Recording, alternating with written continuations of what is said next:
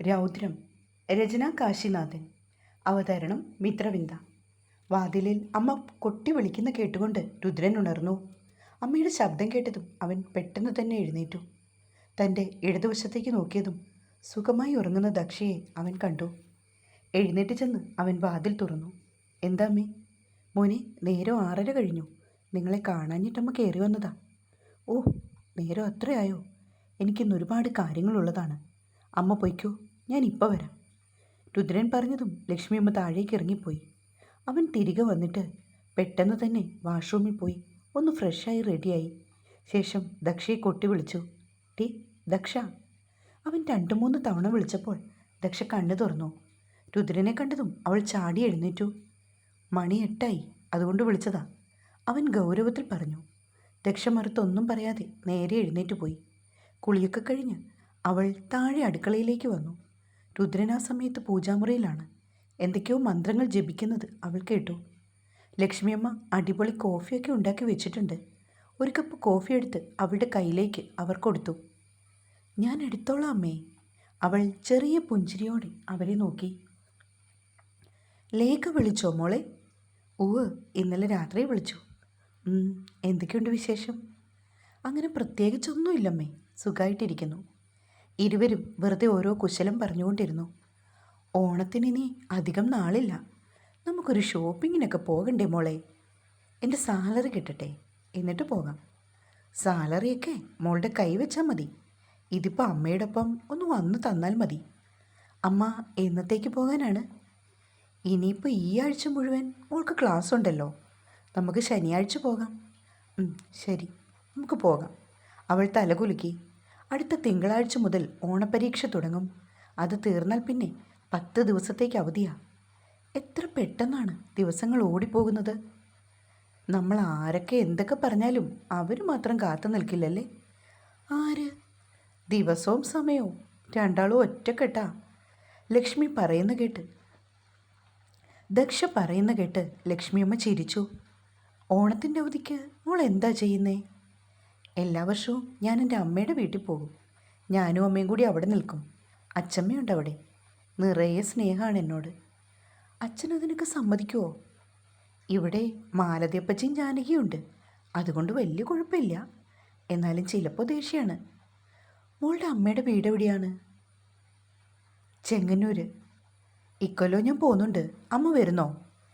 ഞാനോ? ഇല്ല കുട്ടി, ഈ വീട് വിട്ട് എവിടേക്കും ഞാൻ പോയിട്ടില്ല. ഓണത്തിൻ്റെ ആഘോഷം മുഴുവൻ ഇവിടെയാണ്. എല്ലാവരും എത്തും. പിന്നെ ചേട്ടന്മാരൊക്കെ ഈ ചുറ്റുവട്ടത്തായതുകൊണ്ട് കുഴപ്പമില്ല. ബാക്കി രുദ്രൻ്റെ അച്ഛൻ്റെ പെങ്ങളുണ്ട്. അവരും ഫാമിലിയുമൊക്കെ ഉത്രാടത്തിൻ്റെ അന്ന് കാലത്തെ എത്തും. എല്ലാവരും വരുമെന്ന് കേട്ടതും ദക്ഷയുടെ മുഖം വാടി. അമ്മേ. പിന്നിൽ നിന്നും രുദ്രൻ വിളിച്ചതും അവൾ ചാടി എഴുന്നേറ്റു. എനിക്കൊരു കോഫി വേണോ അമ്മേ? തരാം മോനെ. ലക്ഷ്മി തിരിഞ്ഞു പോയിട്ട് വേഗം തന്നെ രുദ്രന് കുടിക്കാൻ കോഫി തയ്യാറാക്കി. ദക്ഷ ഓരോരോ ജോലികളൊക്കെ ചെയ്തുകൊണ്ട് അടുക്കളയിൽ നിന്നു. ഇതാ മോളെ, ഇതവന് കൊണ്ടുപോയി കൊടുത്തിട്ട് വരൂ. കാപ്പിയെടുത്ത് ലക്ഷ്മി ദക്ഷയുടെ കയ്യിലേക്ക് കൊടുത്തു. അവൾ അതും വാങ്ങിക്കൊണ്ട് സിറ്റൗട്ടിലേക്ക് ചെന്നപ്പോൾ രുദ്രൻ ഫോണിൽ എന്തൊക്കെയോ സ്ക്രോൾ ചെയ്തുകൊണ്ട് കസേരയിലിരിക്കുകയാണ്.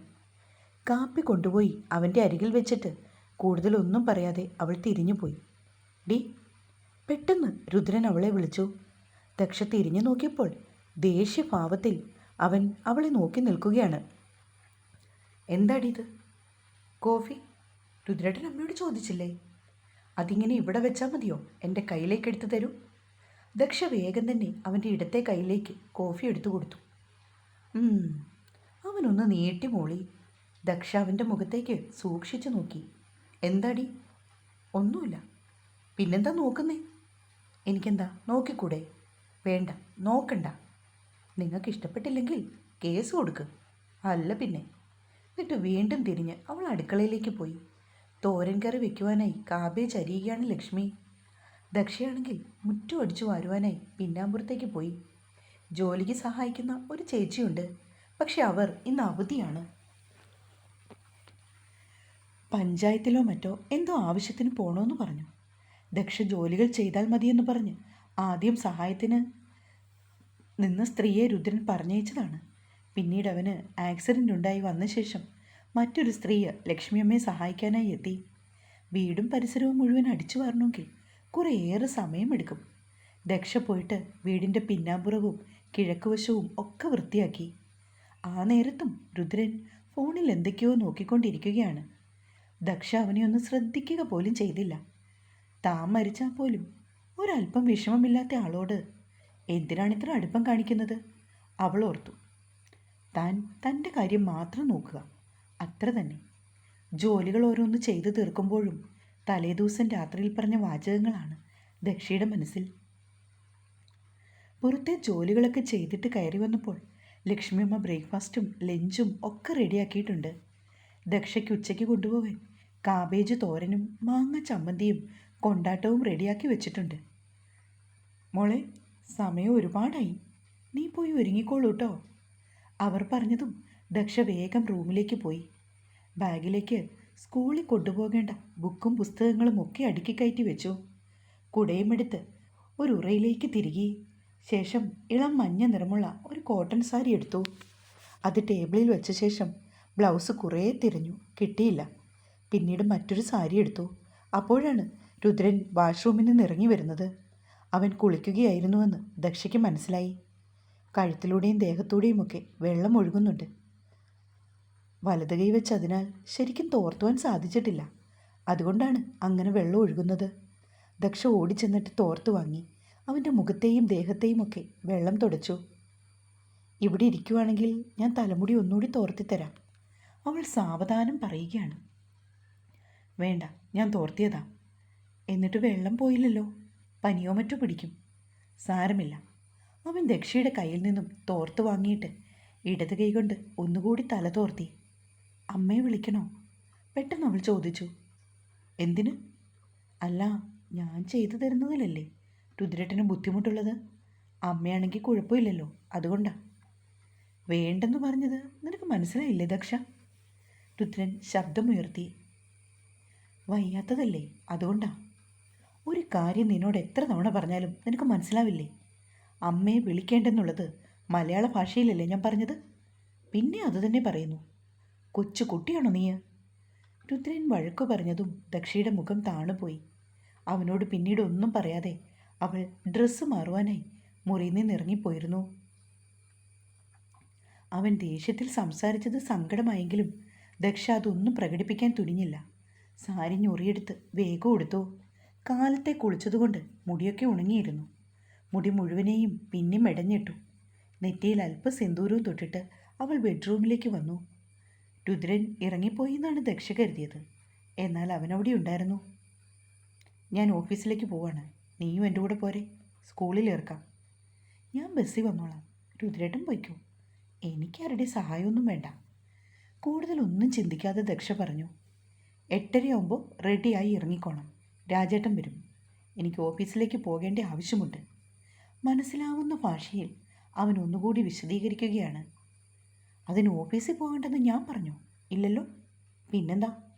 ദക്ഷ, നീ എന്നെ പൊട്ടം കളിപ്പിക്കരുത്, പറഞ്ഞതനുസരിച്ചാൽ മതി. ഇങ്ങോട്ട് കൂടുതൽ സംസാരമൊന്നും വേണ്ട, അവൻ ഉച്ചത്തിൽ പറഞ്ഞുകൊണ്ട് മുറിയിൽ നിന്നിറങ്ങി. വീർപ്പിച്ച മുഖത്തോടെ ദക്ഷയും. ബ്രേക്ക്ഫാസ്റ്റ് കഴിച്ചുകൊണ്ടിരുന്നപ്പോഴാണ് രാജേട്ടൻ എത്തിയത്. ലക്ഷ്മി അയാൾക്കും വിളിച്ച് ഭക്ഷണം കൊടുത്തു. രുദ്രൻ ഓരോ നാട്ടുവർത്തമാനങ്ങളൊക്കെ അയാളോട് പറയുന്നുണ്ട്. കൃത്യം 8:30 മണിക്ക് തന്നെ ലക്ഷ്മിയോട് യാത്ര പറഞ്ഞ് ദക്ഷയും രുദ്രനും ഇറങ്ങി. രാജേട്ടൻ വണ്ടി സ്റ്റാർട്ട് ചെയ്തിരുന്നു. രുദ്രൻ മുറ്റത്തേക്ക് ഇറങ്ങിയതും ലക്ഷ്മി ദയനീയമായി മകനെ നോക്കുന്നത് ദക്ഷ കണ്ടു. മോനെ വിളിച്ചപ്പോൾ തന്നെ അവരുടെ വാക്കുകൾ ഇടറി. ദക്ഷയ്ക്ക് കാര്യം പിടികിട്ടി. അമ്മേ, ഇങ്ങനെ ഉന്തി മരം കയറ്റാൻ ശ്രമിച്ചാലേ നെഞ്ചൊരേത്തേ ഉള്ളൂ. പണ്ടുള്ള ആളുകൾ പറഞ്ഞ് കേട്ടിട്ടില്ലേ? എന്നോട് ലക്ഷ്മിയമ്മയ്ക്ക് ഇത്തിരിയെങ്കിലും സ്നേഹമുണ്ടെങ്കിൽ ഇനി ഈ വഴിപാടിൻ്റെ കാര്യം പറഞ്ഞ് അമ്മ ഏട്ടനെ ബുദ്ധിമുട്ടിപ്പിക്കരുത്. ഒക്കെ വിധി പോലെ വരും. എനിക്കത് യാതൊരു സങ്കടവുമില്ലെന്നേ, സത്യം.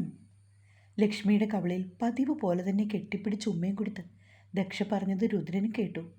കാറിലേക്ക് കയറിയ ശേഷവും ദക്ഷ അവരുടെ നേർക്ക് കൈവീശി കാണിച്ചു. തലേ രാത്രിയിൽ അവൾ തമാശകളൊക്കെ പറഞ്ഞ് അടുത്തുകൂടിയതാണ്.